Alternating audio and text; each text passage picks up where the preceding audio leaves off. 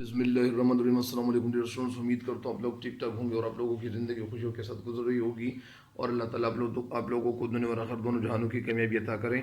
تو ڈیئر آگے بڑھنے سے آج کی تشریح پہلے یعنی آج آگے بڑھنے سے پہلے میں آپ کو یہی بتا دوں کہ میرے چینل پہ نئے آنے والے ان کو یہ چاہیے کہ میرے چینل کو ضرور سبسکرائب کریں تاکہ میری نئی ہر آنے والی ویڈیو آپ کو وقت پہ پہنچتی رہے اور آپ لوگ اس سے استفادہ کرتے رہے۔ تو یہ تھی بات آج کی، اور ابھی بڑھتے ہیں اشعار کی تشریح کی طرف۔ بسم اللہ الرحمن الرحیم۔ رب اشرح لی صدری ویسر لي امری واحلل عقدۃ من لسانی یفقهوا قولی رب زدنی علما رب زدنی علما رب زدنی علما۔ تو ڈیئر یہ آج عزیز طلباء طالبات آج 3 اشعار کی تشریح رہ گئی تھی، یہ اپلوڈ کرتا ہوں۔ بسم اللہ الرحمن الرحیم۔ آج کا جو شعر ہے پہلا، میں ظلمت شب میں لے کے نکلوں گا اپنے درماندہ کارواں کو، شرر فشا ہوگی آہ میری نفس میرا شعلہ بار ہوگا۔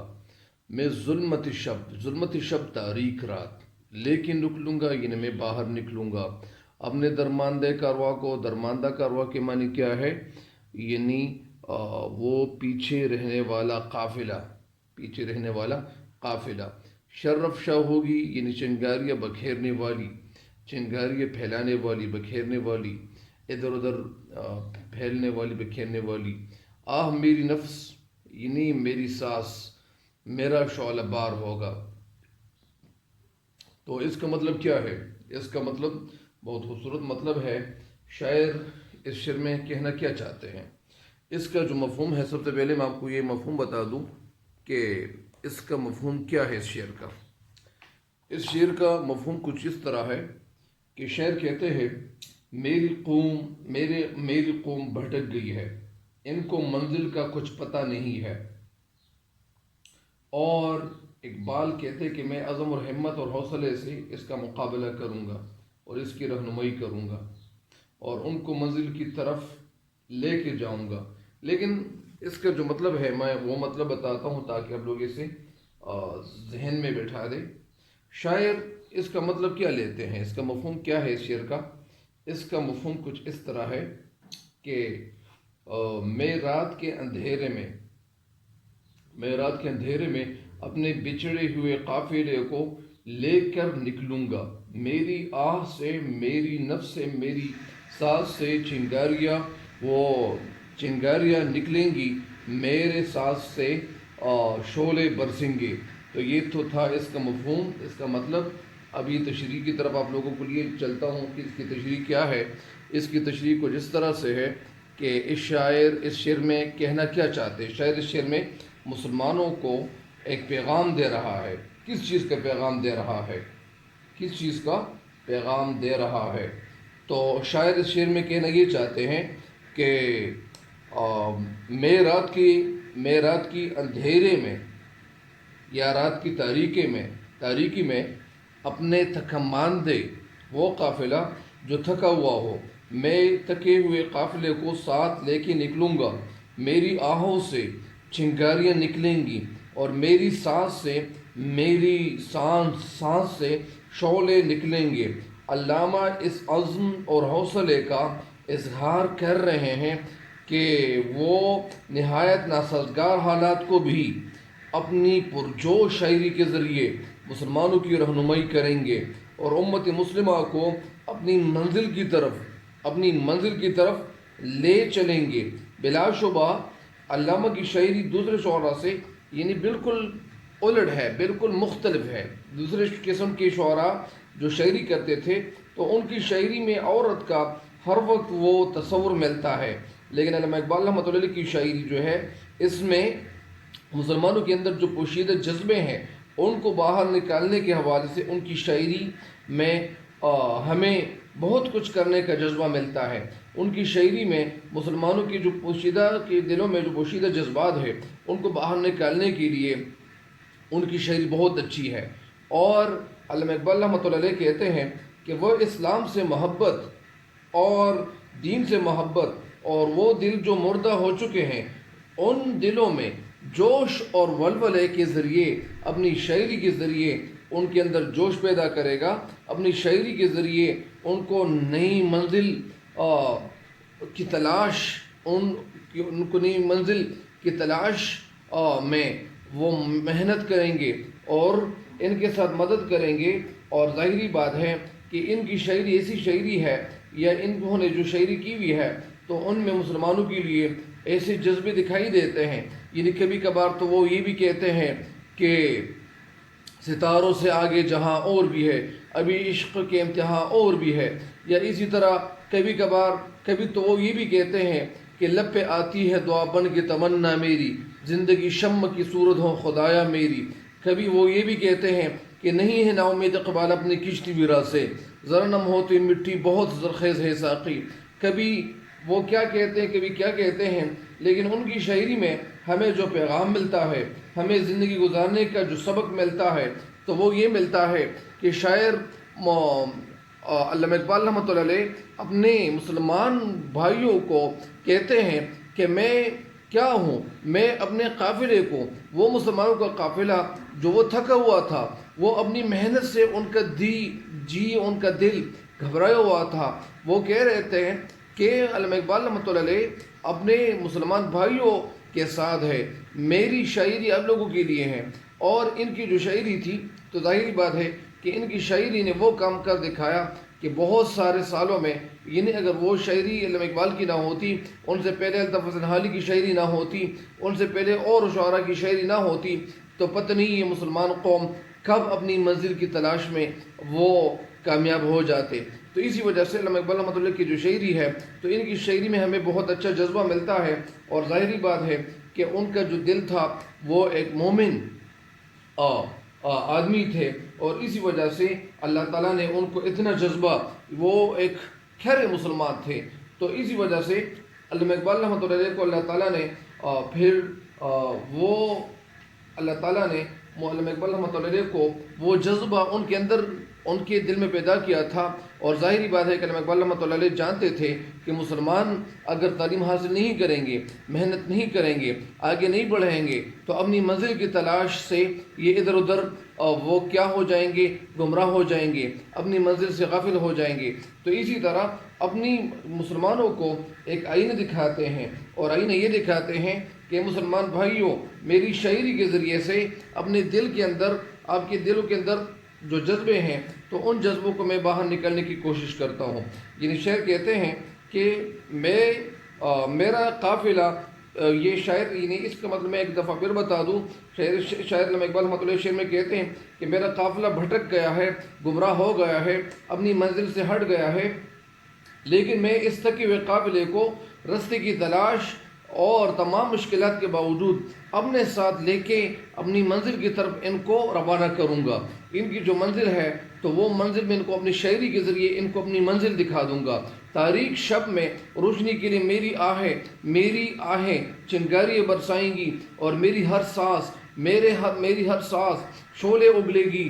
اور مراد اس سے یہ ہے کہ قوم راہ سے بھٹک چکی ہے، منزل کا کوئی اتا پتہ معلوم نہیں ہے. اس صورت میں اقبال کہتے ہیں کہ میں عزم اور حوصلے کے ساتھ اس کو یعنی منزل کی طرف ان کی رہنمائی کروں گا، اور ان کو اپنی منزل تلاش کرنے میں ان کے ساتھ مدد کروں گا تاکہ ان کو اپنی منزل مل جائے اور یہ اپنی منزل کی تلاش شروع کرے. تو یہ ان کی شاعری، علامہ اقبال رحمۃ اللہ کی شاعری نے مسلمانوں کے اندر جو جذبے تھے ان کو ابھارنے کی کوشش کی تھی. تو اس شعر کی تشریح مکمل ہو گئی ہے. دوسرے شعر کی تشریح کی طرف بڑھتا ہوں آج کی. نہیں ہے غیر از نمود کچھ بھی جو مدعا تیری زندگی کا. نہیں ہے غیر از نمود یعنی بغیر نمود و نمائش کے،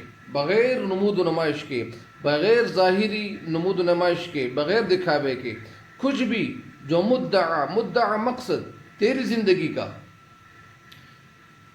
تو ایک نفس میں جہاز سے مٹنا، تجھے مثال شرار ہوگا. اس کا کیا مطلب ہے، اس کا مفہوم کیا ہے؟ شرار، مثال شرار، چنگاری. اس کا مطلب کیا ہے اس شعر کا؟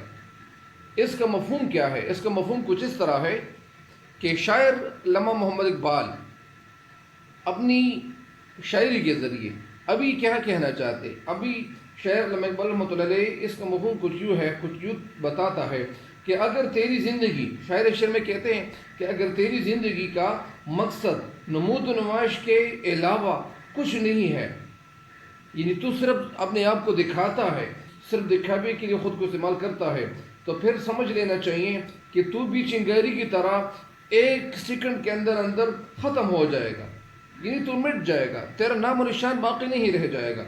یعنی جس طرح چنگاری ہوتی ہے، وہ جب وہ آگ کوئی جلا رہا ہوتا ہے اور آگ سے وہ جو چنگاری اٹھ رہی ہوتی ہے، ہوا میں حل ہو رہی ہوتی ہے، تو اسی وجہ سے سب سے پہلے تو اوپر جاتی ہے، لیکن ہم دیکھتے ہیں کہ چنگاری ہے، لیکن ایک وقت تک جب چنگاری اٹھتی چلی جاتی ہے تو پھر پتہ نہیں چلتا کہ وہ چنگاری کہاں گئی، کس طرف گر گئی۔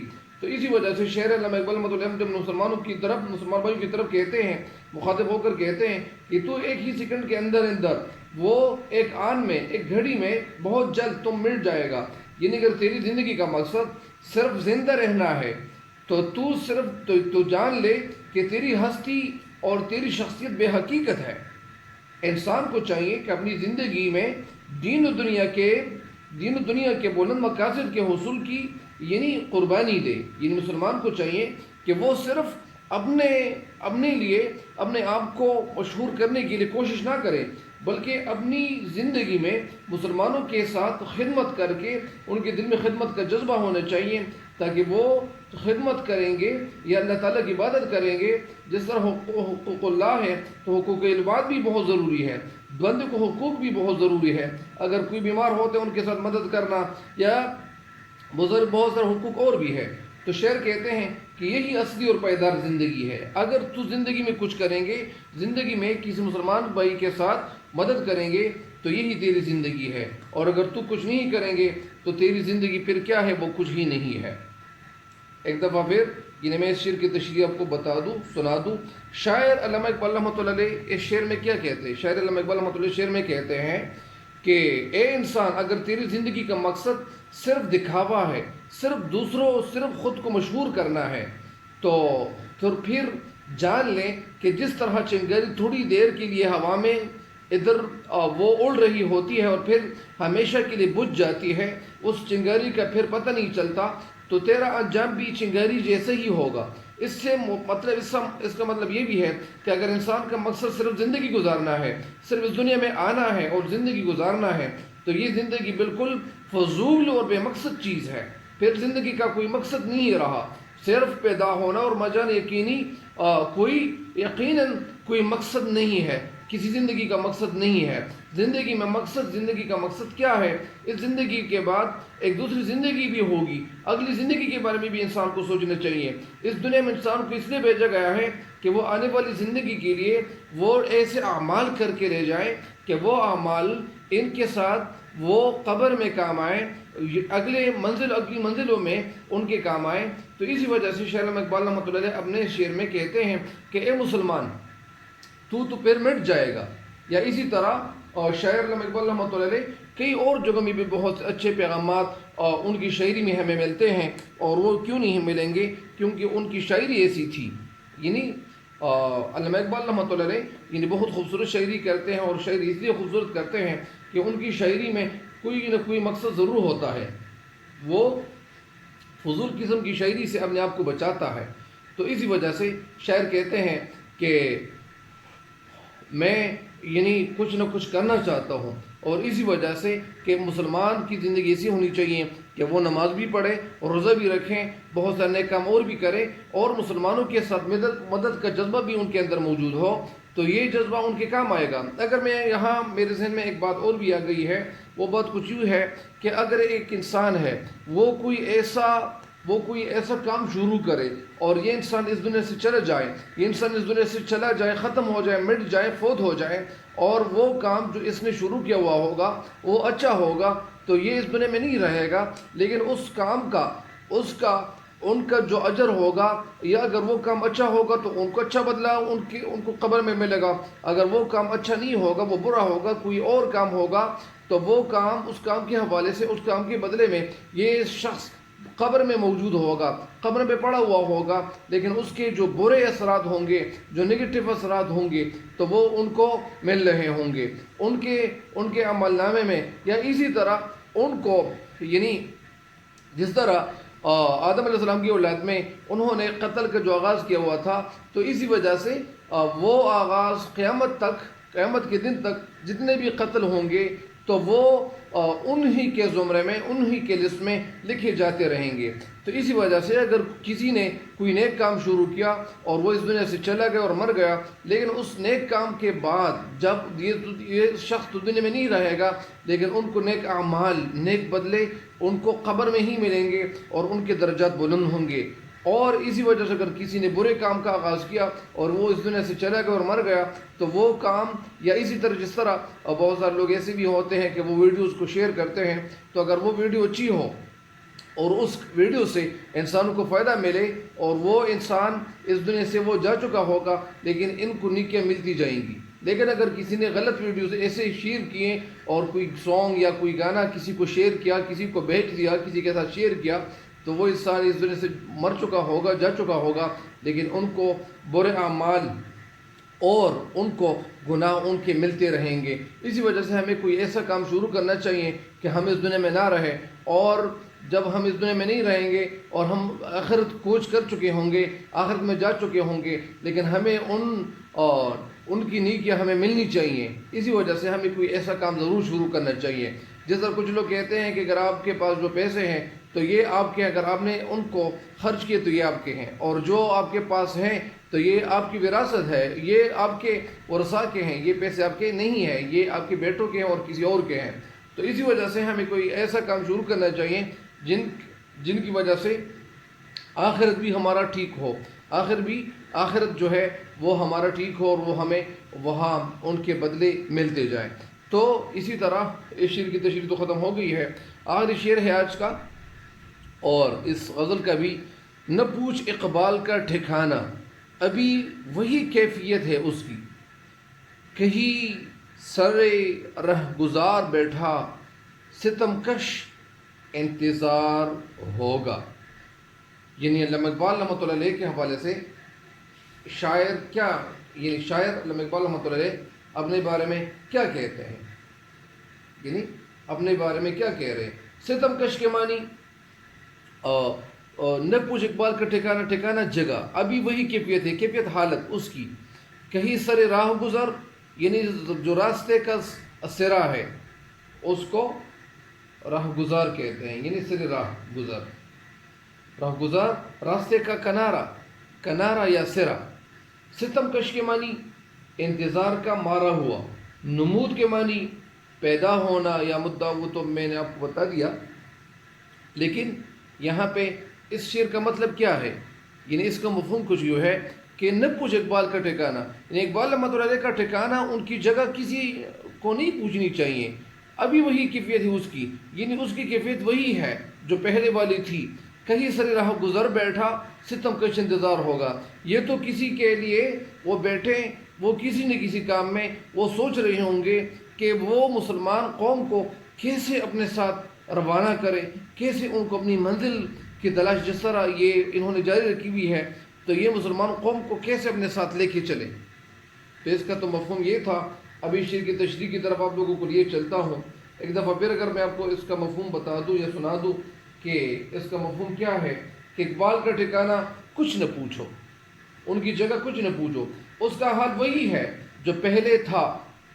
وہ کسی راستے پر بیٹھا ہوا محبوب کے انتظار کی سختی جھیل رہا ہوگا. یا اس کا مطلب یہ بھی ہے، لیکن اس کا جو اصل مفہوم ہے، جو اصل مقصد ہے، اس شعر کی تشریح میں ابھی بتا دوں، سنا دوں تاکہ آپ کے دل میں بیٹھ جائے. شاعر اس شعر میں کہتے ہیں کہ تو مجھ سے یہ نہ پوچھ کہ اقبال کہاں رہتا ہے، ابھی تک اس کی وہی والی کیفیت ہے، وہی والی حالت ہے. وہ اب بھی ایک جگہ بیٹھا اپنے محبوب کے انتظار کا ظلم سہ رہا ہوگا.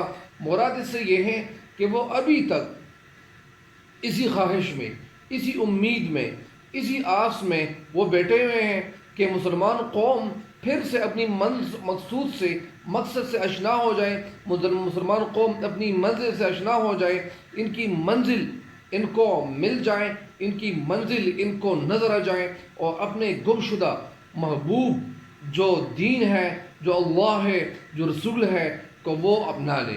یعنی مطلب اس کے یہ ہے کہ اقبال رحمۃ اللہ علیہ اب بھی اپنی اس قوم کے لیے وہ اس انتظار میں بیٹھے ہوئے ہیں کہ یہ مسلمان کب اٹھے گی، کب یہ اپنی منزل کی طرف روانہ ہوگی۔ تو اسی وجہ سے علامہ اقبال رحمۃ اللہ علیہ اپنی منزل کی تلاش میں اپنے مسلمان قوم کو اپنی منزل کی تلاش کی طرف یہ یہاں بیٹھے ہوئے ہیں، تاکہ میں اپنی اس قوم کو اپنے ساتھ لے کے چلوں، تاکہ یہ قوم جو ہے یہ آگے کی طرف بڑھے۔ اپنی منزل کی تلاش میں ان کے ساتھ مدد کروں گا، اور جب یہ ان کو اپنی منزل دکھنے لگے گی، نظر آنے لگے گی، تو ظاہری بات ہے کہ وہ کامیابی کی جو کنجی ہے۔ تو اقبال کہتے ہیں کہ میں ان کو دکھا رہا ہوں، لیکن اگر یہ لوگ محنت شروع کریں، جذبے سے کام لیں، جوش سے کام لیں، اور ساتھ ساتھ ان کی زندگی میں یہ تگ و دو سے کام لیں، محنت سے کام لیں، تو ظاہری بات ہے کہ ان کو کامیابی ملے گی۔ لیکن اگر یہ اپنی منزل کی تلاش کی طرف نکل جائیں، اپنے گھر سے نکل جائیں، اور یہ کچھ گزرنے کے جذبے سے یہ گزر جائیں، تو ظاہری بات ہے کہ ان کو کامیابی ضرور ملے گی۔ ایک دفعہ پھر اس شعر کی تشریح میں آپ کو بتا دوں، شاعر آخری شعر میں اقبال مسلمانوں کی جو حالت ہے، اسی حالت پہ اس کا دل جو ہے خفا ہے کہ اس قوم کی حالت دیکھ کر میں کس طرح آرام سکون کی زندگی بسر کر سکتا ہوں، میں کس طرح پاؤ پاؤ رکھ کر میں بیٹھ سکتا ہوں۔ میں جب بھی اس قوم کا زوال دیکھتا ہوں، میں جب بھی اس قوم کو تکلیف میں دیکھتا ہوں، میں جب بھی اس قوم کو میں اسی حالت میں دیکھتا ہوں، تو مجھے ایک پل کے لیے، ایک گھڑی کے لیے مجھے چین نہیں ملتا، مجھے سکون نہیں ملتا، مجھے آرام نہیں ملتا۔ آپ پوچھتے ہیں کہ اقبال کہاں ہوں گے، کیسے ہوں گے، کس حال میں ہوں گے، کہاں بیٹھے ہوں گے، ان کی جگہ کہاں ہوگی، وہ کہاں بیٹھے ہوں گے، ان کے دل میں خیالات کیسے آئیں گے، وہ کیا پوچھ رہے ہوں گے، کیا سوچ رہے ہوں گے، کیا بتا رہے ہوں گے۔ تو اسی وجہ سے شاعر علامہ اقبال رحمۃ اللہ علیہ یہاں خود اپنے بارے میں کہتے ہیں کہ میں بتائے دیتا ہوں کہ آپ کچھ نہ پوچھیں اس کے متعلق آپ کچھ نہ پوچھیں، کسی سے بھی نہ پوچھیں، کسی سے بھی ان کے حوالے سے پوچھ گچھ نہ کرو، کیونکہ وہ کہیں بے چین، کبھی وہ کہیں ایسی جگہ میں وہ آپ کو ملیں گے کہ اسی انتظار میں آپ کو ملیں گے کہ کاش وہ کوئی ایسا انسان مل جائے، کہ کاش کوئی ایسا مسلمان مل جائے، کہ کاش کوئی ایسے انسان مل جائے، کہ کاش کوئی ایسا آدمی مل جائے، اور وہ اس انسان کو، اس مسلمان کو، اور اسی وجہ سے مسلمان قوم کو پستی سے نکال کر بلندی کی طرف لے جائیں، اور وہ اپنی اس مسلمان قوم کو اپنے ساتھ لے کے جائیں۔ وہ اس انتظار کا مارا ہوا ہے، وہ اس انتظار میں بیٹھا ہوا ہے کہ کاش مسلمانوں کی جو حالت ہے یہ بدل جائیں۔ اس طرح جس طرح ایک شاعر کہتے ہیں، خدا نے آج تک اس قوم کی حالت نہیں بدلی، خدا نے آج تک اس قوم کی حالت نہیں بدلی، نہ ہو جس کو خیال اپنی حالت آپ بدلنے کا۔ یعنی جو قوم اپنی حالت بدلنے کی کوشش نہیں کرتی تو وہ قوم کبھی نہیں بدلے گی۔ اسی طرح بہت سارے لوگ کہتے ہیں کہ یار ہمیں کامیابی ملے گی، تو کامیابی آپ کو کیسے ملے گی؟ جب آپ محنت شروع نہیں کرو گے، جب آپ ہمت سے کام نہیں لو گے، جب آپ کے اندر جوش نہیں ہوگا، جب آپ کے اندر جذبہ نہیں ہوگا، تو اسی وجہ سے بغیر جذبے کے، بغیر محنت کے، بغیر کسی کام کے انسان کو کبھی کامیابی آج تک نہ ملی ہے اور نہ کبھی ملے گی۔ تو اسی وجہ سے ہمیں جو بھی کام شروع کرنا چاہیے، اللہ تعالیٰ کی مدد اپنے ساتھ، اللہ تعالیٰ کی مدد وہ ساتھ شامل کرنی چاہیے کہ اللہ تعالیٰ تو میرے ساتھ مدد کرے گا۔ اور یہ اللہ تعالیٰ کا اس دنیا کا نظام بھی ہے کہ اللہ تعالیٰ قرآن پاک میں بھی فرماتا ہے، اس کا ترجمہ یہ ہے اس آیت کا کہ جو انسان جس کی چیز کے لیے محنت کرتا ہے تو اس کو اس کا صلہ ضرور ملتا ہے، اس کا نتیجہ ضرور ملتا ہے، اللہ تعالیٰ اس کو بغیر نتیجے کے نہیں چھوڑتا ہے۔ تو اسی وجہ سے انسان کو چاہیے کہ وہ محنت کے ذریعے سے اپنی منزل کی تلاش شروع کرے۔ اور انسان کو منزل کیوں نہیں ملے گی؟ انسان کو منزل ضرور ملتی ہے، لیکن انسان کو چاہیے کہ وہ کچھ نہ کچھ جذبہ ساتھ لے کے چلیں، اور وہ جذبے کے ساتھ آگے اٹھ جائیں اور آگے اپنی منزل کی تلاش شروع کریں، تو اللہ تعالیٰ ان کے ساتھ ضرور مدد کرے گا، ضرور مدد فرمائے گا۔ یہ تو تھی آج کی تشریحات، اور مجھے بھی دعاؤں میں یاد رکھیں اللہ تعالیٰ ہم سب کو دنیا اور آخرت دونوں جہانوں میں کامیابی دے، اور اللہ تعالیٰ ہم سب سے راضی ہو۔ تو مجھے امید ہے کہ آپ ان اشعار کی تشریح سے بھی انشاءاللہ فائدہ اٹھاؤ گے، اور اللہ تعالیٰ آپ لوگوں کو اس دنیا اور آخرت دونوں جہانوں سے، اللہ تعالیٰ ہم سب کو اس دنیا سے کامل ایمان کے ساتھ رخصت فرمائیں، آمین۔ مجھے بھی دعاؤں میں یاد رکھیں۔ میں آپ لوگوں کو اللہ سنے کے حوالے کرتا ہوں، میں آپ لوگوں کو میں یہی دعاؤں میں یاد کیے رکھتا ہوں. اللہ تعالیٰ کے فضل و کرم سے آپ کو بھی کامیابی ضرور ملے گی. مجھے بھی اپنی دعاؤں میں یاد رکھیں. والسلام. اللہ حافظ.